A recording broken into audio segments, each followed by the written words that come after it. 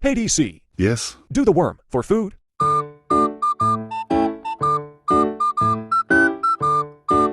Daniel Cormier absolutely cooked that that very flamboyant man, John Jones. Also, Joe Pyfer is still fucking salty.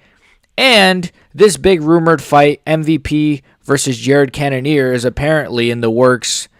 Well, it says here TBD, but the rumor was UFC 318 or 19, but we'll get into all of this in today's video. Brother. We'll start with good old Daniel Cormier. Look, I know I've shitted on Daniel Cormier in the past couple of months because of his shitty commentary, and it has been shitty, but boy, did he cook John Jones. So let's react to this, and yeah, he's cooking a duck right now. It seems as though John Jones does not like being talked about by two of the biggest voices in this game. I'm going to pull the curtain back for you guys. I know what John Jones made in Thailand. I was offered to coach this show with John Jones. John Jones' resume is impeccable. John Jones' star power, his ability to sell, matches up with anybody in the business. But guess what? Daniel Cormier's resume matches up with anybody in the business. Daniel Cormier brings eyes like people in the business. You got me talking in third person. John Jones don't make more money than me in a week. John Jones DC flexing his fucking cock around. Let's go. Big dick DC in the building, motherfuckers. Let's go. DC puts his cock on the table. John Jones will make more money than me in a week. Let's go. Finally, someone in the UFC cooks this bitch. Makes more money than me when he fights. We over here eating. The biggest paydays you ever had were tied directly. Of course, DC has to bring it back to eating. Of course, DC has to use the eating analogy. Me when he fights. We over here eating. The biggest paydays you ever had were tied directly to me. We did it together. And I'll be honest with you. True. John Jones' biggest pay-per-views were also tied to Daniel Cormier. Because whenever John Jones faced fucking Anthony Smith and Thiago Santos, let's look at those fucking numbers. Let's see how great those numbers are, John Jones. Let's see how great of a draw John Jones is. He's the biggest star in the UFC. Is he, though? Because he gets like 1K likes and like 300 comments telling him to stop ducking. Whereas Islam Makhachev gets like 50, 60, 70K likes on a fucking tweet. Like he's Ronaldo or something. Topuria gets like 40K likes. I see other UFC fighters get way more likes, way more engagement than John Jones. I know I'm just using social media metrics, but you understand my point. You know, it's if you want to even talk about from a pay-per-view perspective, he's not the biggest pay-per-view draw. It's Conor. But it is what it is, right? John Jones is this big star. He's this big draw. He's not going to be around forever, so I hate that the UFC are still relying on him, but let's keep going. Yeah, I'm talking about you, and I'm talking about you, and I'm getting paid to talk about you, but I don't fight no more, because all I can really do is talk. That's what I do. You fight, or at least you're supposed to fight. You're talking about me, you're talking about Francis, you're talking about Chael, and almost ignoring the right thing. You can then stick it to everybody like you've done on so many different occasions, and tell them about it. I can tell you guys on good authority, if I was still fighting today and I was still the heavyweight champion and Tom Aspinall was the number one contender, I would have already fought him. 1,000%. And I think he would have, because that's the kind of fighter DC was. DC was a warrior. DC was a real fighter. A guy that really fought whoever was in front of him, went to war with guys, didn't care if you were a KO artist like Derek Lewis or a guy like Stipe Miocic, who he fought 3 times. Stipe in a trilogy. 3 times. And I know, but John Jones never needed to have trilogies and rematches because he always beat everybody.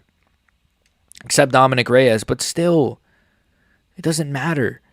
That's not the point. The point is that John Jones has a really good opponent in front of him. Finally, somebody who is the same height as him, the same frame as him, and younger than him. And he's refusing to fight him. And if all rumors are to be believed, he still wants to fight.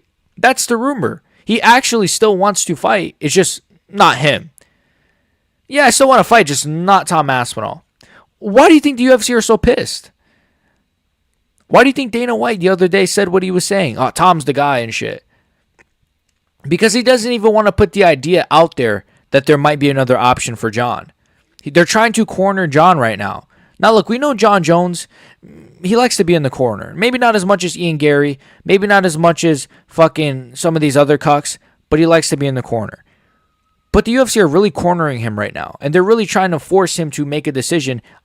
From his social media, he's already made a decision. So I think they should move on. And I think John Jones should go fucking jump off a...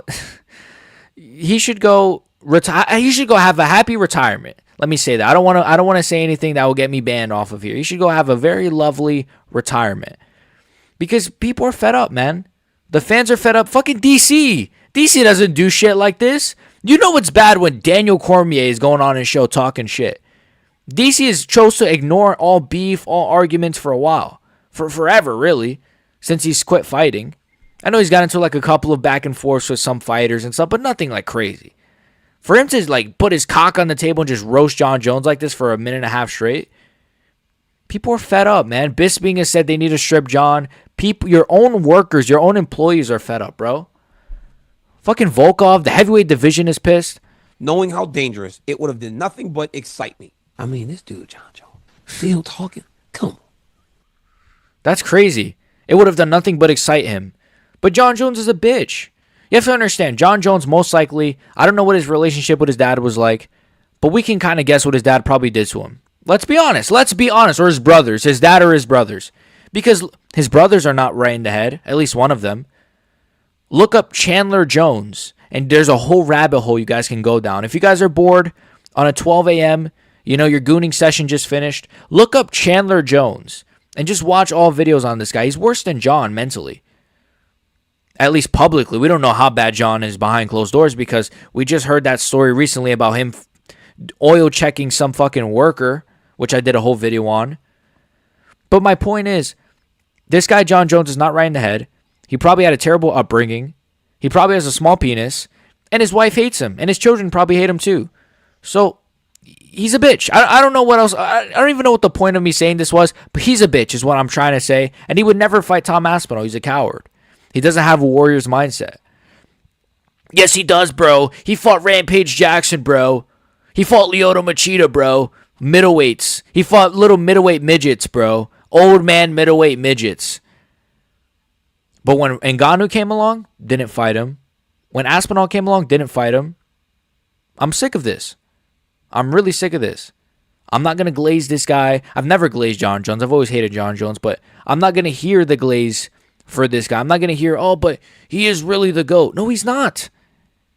Marab is more of a GOAT than Jon Jones at this point. There, I said it. Let's get off of this topic. I'm sick of ranting about Jon. Let's talk about old salty man Joe Pyfer. Let's just react to this. You guys know I kind of like Joe Pyfer. I've kind of come along to Joe Pyfer or come around to Joe Pyfer. Come along. What am I, Jon Jones and Dana White? I've come around to Joe Pyfer, but he's not helping himself, man. This guy's so salty. The broadcast was kind of trying to sell that it was closer than it was. They were a little hard on me. They were so instantly, right? Ariel Helwani says they're trying to sell it closer. They were not. Look, the commentary was not good that night. Don't get me wrong. The commentary has not been good since like 2018. But Ariel was instantly instigating. They really were not trying to sell it closer than it was.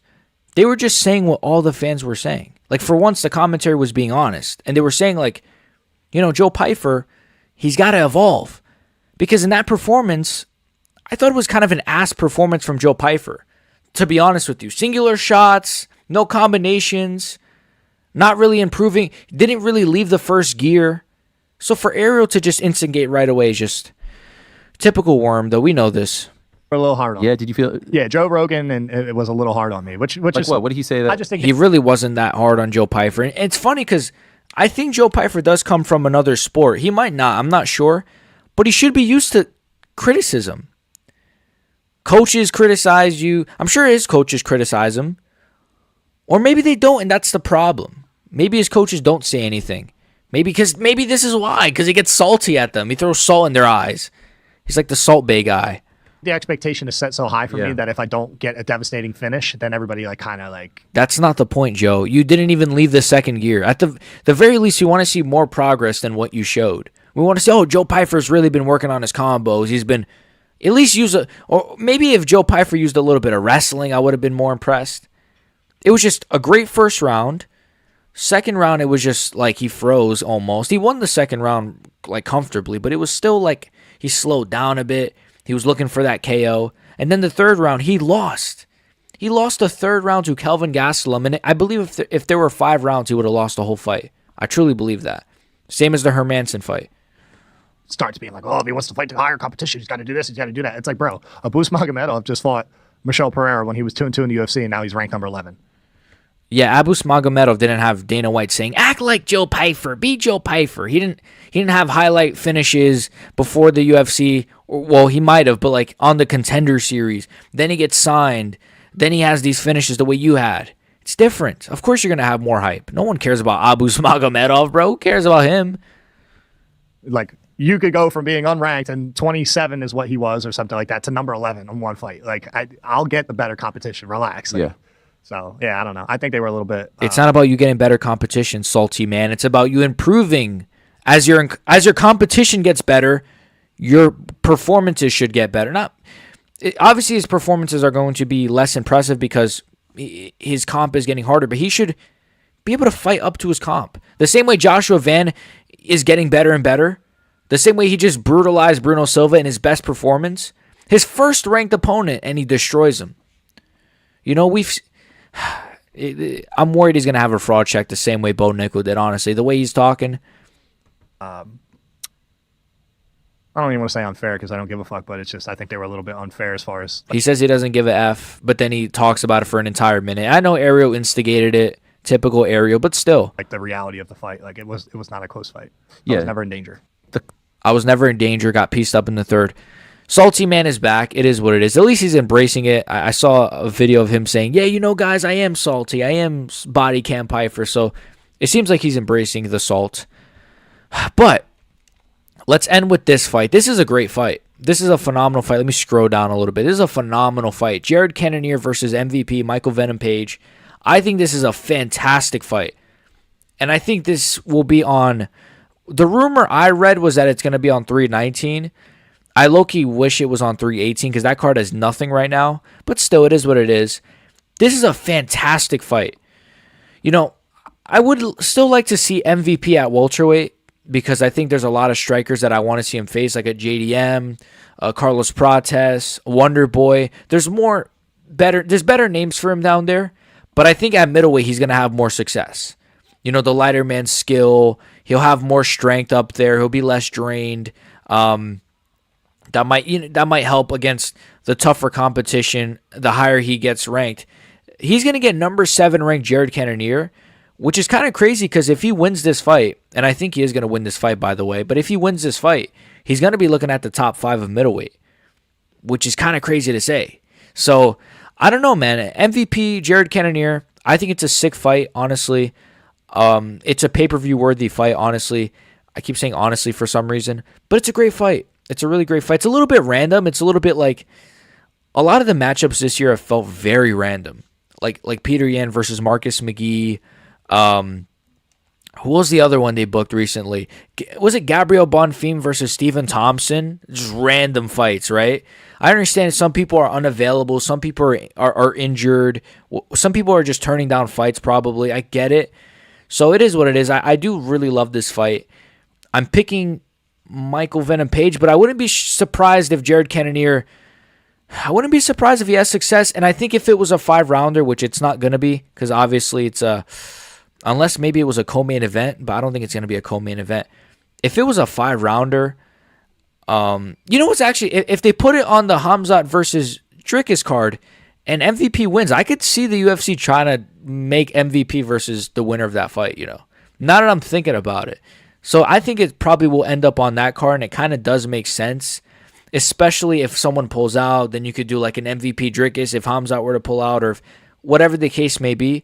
Even Cannonier, I think Cannonier would give Dricus problems. But nonetheless, I'm really excited for this fight. I would pick MVP. I think stylistically, again, if it was a 3-rounder, I'm definitely picking MVP. 5-rounder, I might lean Cannonier, to be honest. I think it favors him a little bit more. But a 3-rounder, I think MVP is just going to do what he does. He's going to style on Cannonier. And, you know, Cannonier might land a couple of shots. I could see him even trying to mix in his grappling, or maybe I could see him dropping MVP at one point, to be honest. I mean, he's pretty decent at closing the distance, but then again, the Adesanya fight showed me he wasn't. So I don't know. I think it's a great fight, though. On paper, it's really exciting. It might end up being a bit of a boring fight as well. MVP has this thing where it's like, on paper, his fights are all exciting, then in execution, they're all kind of boring. But I'd rather watch him over fucking Umar Nurmagomedov. I'm not going to lie to you. So that's all I got for you guys today. Make sure you guys like and sub. Become a member in the description. What are you guys' thoughts on DC cooking Jones? He cooked a duck today, I thought. Joe Pyfer still salty. And MVP versus Cannonier, rumored to be determined, I guess, but it's probably going to be on that Dricus Hamzat card. So I'm really excited for all the things we discussed today. I'm really excited for that fight, and whatever. Peace.